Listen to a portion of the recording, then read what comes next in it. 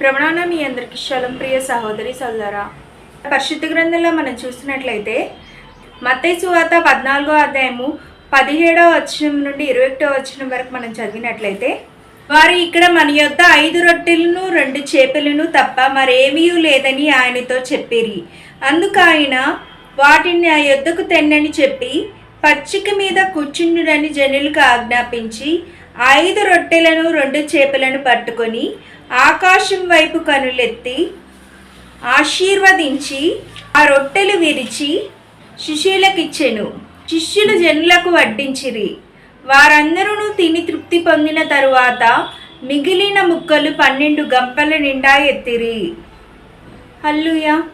యేసుక్రీస్తు ప్రభువారి చేతిలో పెట్టింది 5 రొట్టెలు 2 చేపలే. కానీ యేసుక్రీస్తు ప్రభువారు వాటిని ఆశీర్వదించినప్పుడు అనేక వేల మందికి ఆహారంగా మార్చబడ్డాయి. ప్రియ సహోదరి సోదరా, దేవుడు ఈరోజు మనతో మాట్లాడుతున్నాడు.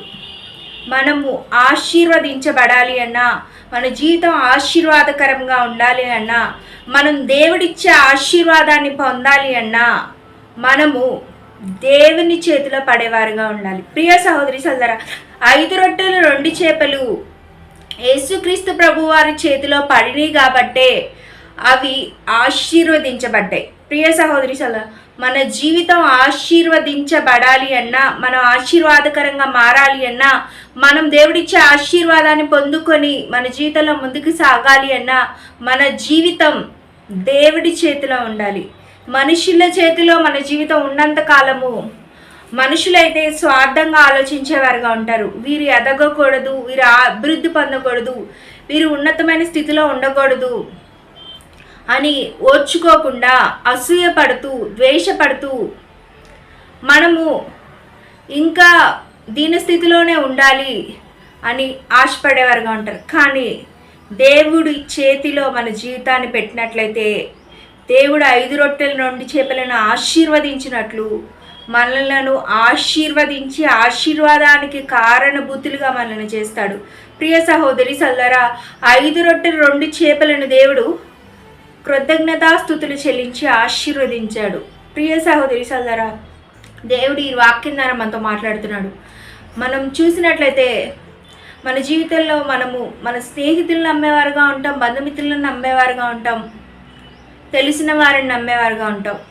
మన జీవితంలో వారి ద్వారా ఆశీర్వాదాన్ని పొందుకోవాలనుకుంటాం, వారి సహాయం ద్వారా మనం ఆశీర్వదించబడాలి అనుకుంటాం. కానీ ఇవి తాత్కాలికమైన ఆశీర్వాదాలు మాత్రమే. దేవుడిచ్చే ఆశీర్వాదం అది శాశ్వతమైన ఆశీర్వాదం.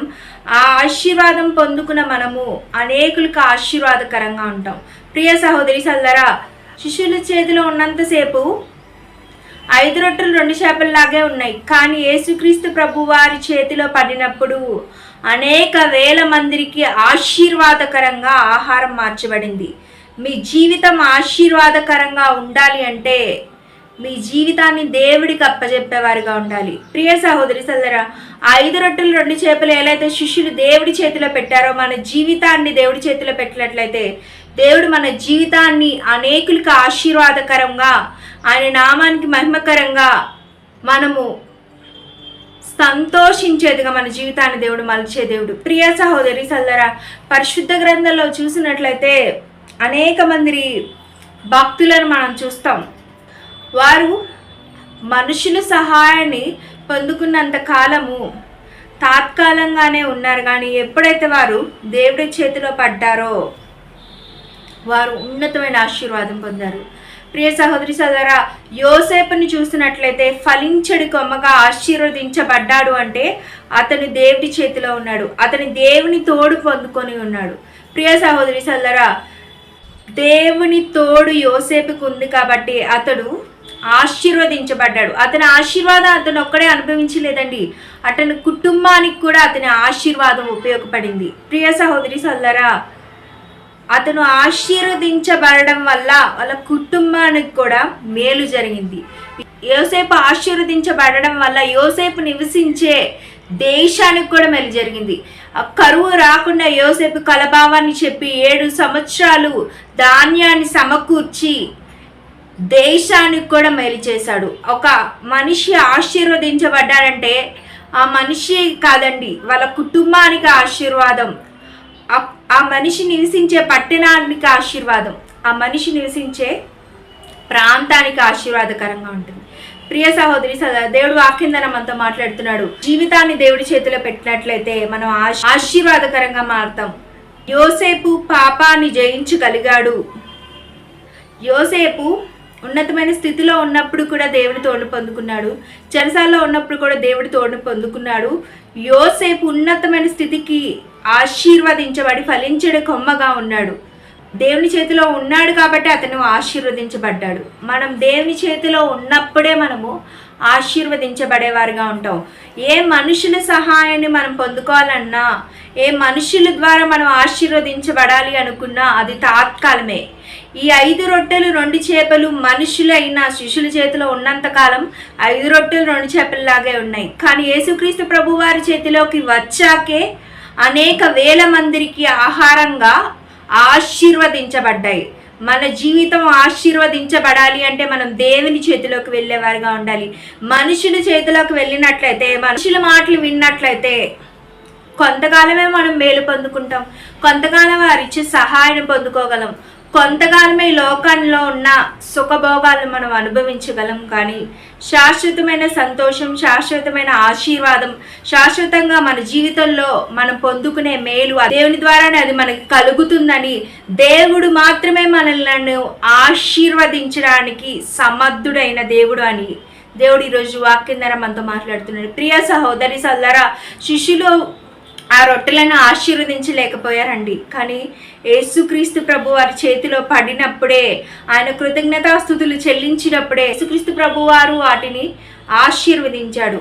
ఆశీర్వాదం అనేది దేవుని చేతిలో ఉంటుందని ఈ వాక్యం ద్వారా మనం తెలుసుకుంటాం. ఆశీర్వాదం అనేది నా భర్త ద్వారా వస్తుందేమో, నా భార్య ద్వారా నాకు ఆశీర్వాదం వస్తుందేమో, నా స్నేహితుల ద్వారా ఆశీర్వాదం వస్తుందేమో, నా పొరుగు వారి ద్వారా ఆశీర్వాదం వస్తుందేమో, నాకు తెలిసిన వారి ద్వారా నాకు ఆశీర్వాదం వస్తుందేమో అనుకుంటూ ఉంటారు. కానీ ఆశీర్వాదం అనేది దేవుని ద్వారానే వస్తుందని దేవుడు ఈరోజు వాక్యం ద్వారా మనతో మాట్లాడుతున్నాడు. యేసుక్రీస్తు ప్రభు వారి చేతిలో ఆ రొట్టెలు 5 రొట్టెలు 2 చేపలు పడినప్పుడే యేసుక్రీస్తు ప్రభువారే వాటిని ఆశీర్వదించాడు. ప్రియ సహోదరి సోదరా, ఆశీర్వాదం అనేది దేవుని హస్తంలోనే ఉంటుంది, అది మనుషుల ద్వారా వచ్చేది కాదు అని మనం తెలుసుకోవాలి. ప్రియ సహోదరి సోదరా, మనుషులైన శిష్యుల చేతిలో 5 రొట్టెలు 2 చేపలు ఉన్నప్పుడు ఎంతసేపు అయినా సరే అవి 5 రొట్టెలు 2 చేపల్లాగే ఉన్నాయి. కానీ యేసుక్రీస్తు ప్రభు వారి చేతిలో పడినప్పుడు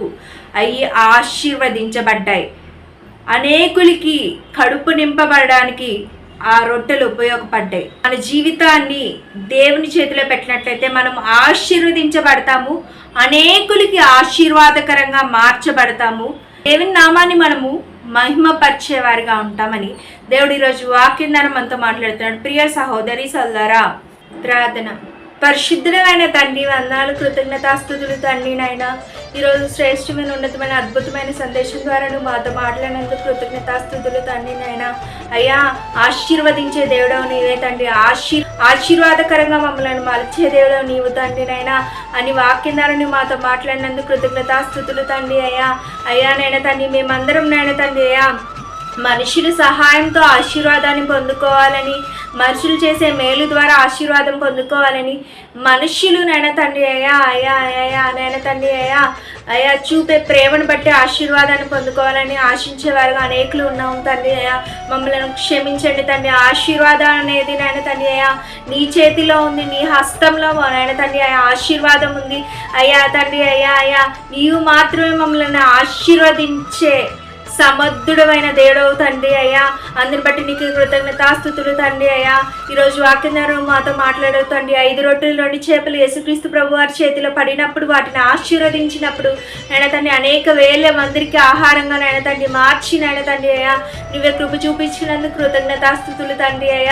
మా జీవితాన్ని నైనా తండ్రి అనేక మందిని మా జీవితాలను నైనా నీ చేతిలో పెట్టి నైనా తండ్రి నీవు ఇచ్చే ఆశీర్వాదాన్ని పొందుకొని నైనా నీ చేతితో నైనా మమ్మల్ని ఆశీర్వదించి నైనా తండ్రి అయ్యా నాయన తండ్రి యోసేపు ఫలించుడు కొమ్ముగా నాయన తండ్రి అయ్యా మమ్మలను ఆశీర్వదించి నాయన తండ్రి అనేకులకు ఆశీర్వాదకరంగా నీ నామానికి మహిమకరంగా నాయన తండ్రి అయ్యా అయ్యా మమ్మలను ఉంచమని ప్రార్థిస్తున్నాం తండ్రి అయ్యా సమస్తం తండ్రి దేవా ఏసునామలోనైనా ఈ ఉపవాస దినమునైనా ఈ చిత్త ప్రకారం ఇష్ట ప్రకారం పరిశుద్ధాత్మ దేవుని సహాయంతోనైనా మేము చేస్తున్న ప్రార్థనలను ఆలకించి అంగీకరించినైనా జవాబును అనుగ్రహించినైనా నీ వాక్ ద్వారా మమ్మల్ని స్వస్థపరిచి మా జీవితంలో అద్భుత ఆశ్చర్యకారాలు జరిగించమని అయ్యానైనా నీవే ఎల్లప్పుడు మాకు తోడుగా ఉండి సహాయం చేయమని ఏసునామలో ఇచ్చిన ప్రాంతం బంగారు పాదాలకి నాయన తండ్రి అయ్యా నీ కృప ద్వారా సమర్పిస్తూ అడిగి వేడుకొని పొంది ఉన్నాం తండ్రి ఆమేన్.